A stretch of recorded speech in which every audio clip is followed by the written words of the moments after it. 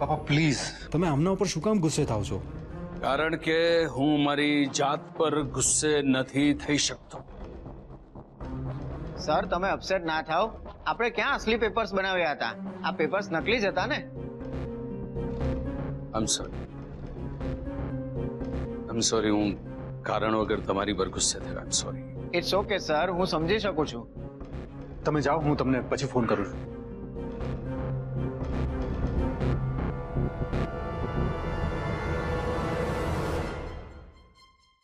આપણે કેટલી બધી તૈયારી કરી, કોમલ હીનાબેનને ત્યાં મોકલી, ધીમનભાઈને પણ બોલાવ્યા, પણ તોય આપણે આપણી કોમલને આ બળજબરીના લગ્ન બંધનમાંથી મુક્ત તો ના જ કરાવી શક્યા.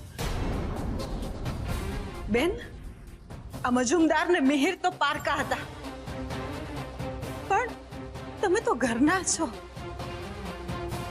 તમને મારી સામે વાંધો હતો ને, તો મને 2 તમાચા મારી લીધા હોત ને તો હું મૂંગા મોઢે સહી લે.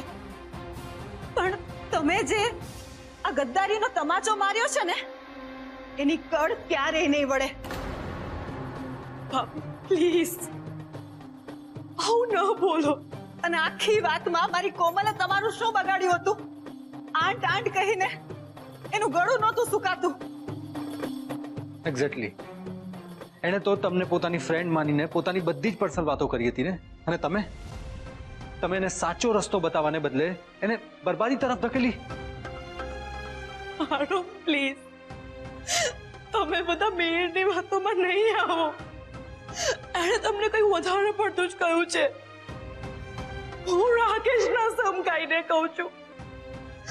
મેં તો ફક્ત પ્રેમ કરવા વાળાને એક કરવાની ટ્રાય કરી હતી. મને ખરેખર નહોતી ખબર કે મિહિર કોમલને મેરેજ કરવા માટે મજબૂર કરશે. બસ કરો બેન, સમ ખાઈને તમે તમારી સફાઈ ના આપો, કારણ કે આમ સફાઈ આપવાથી તમારી હકીકત નહીં બદલાઈ જાય. ભાભી પ્લીઝ તમે મારો વિશ્વાસ કરો. હું તમારા પગે પડું છું. બસ માધુરી, હવે એક શબ્દ નહીં બોલતી, એક શબ્દ નહીં.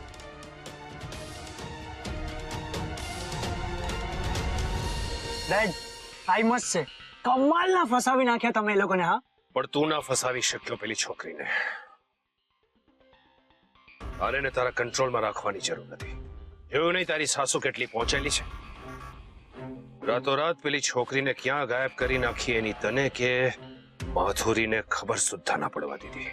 આઈ નો ડેડ, મારે કોમલના ટચમાં રહેવું જોઈતું હતું. માધુરીને તો સમજ્યા, પણ એ ખબર કેમ ન રાખી કે કોમલ ક્યાં છે?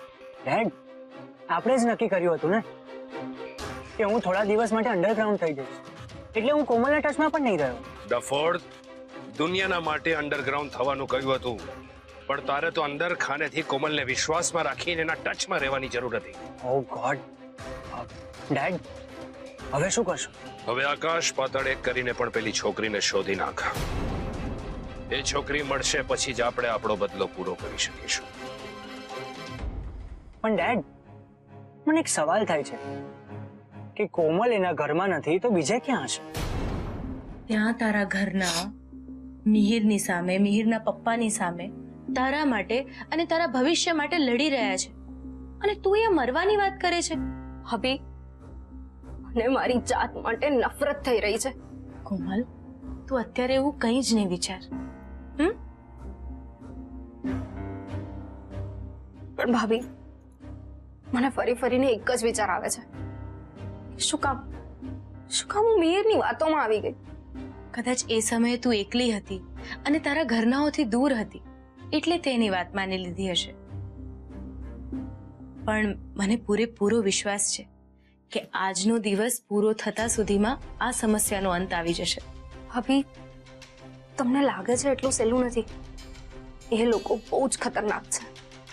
તો તું તારી જાતને અને તારા પરિવારના લોકોને શું કામ ઓછા આંકે છે? કોકિલાબેન અને જયરાજભાઈ મજુમદારને પહોંચી વળશે. ને અત્યાર સુધી તું મિહિરના પપ્પાના ફોનની રાહ જોતી હતી. હવે કોકિલાબેનના ફોનની રાહ જો. એમનો ફોન આવશે ને પછી જ આપણે અહીંયાથી જઈશું.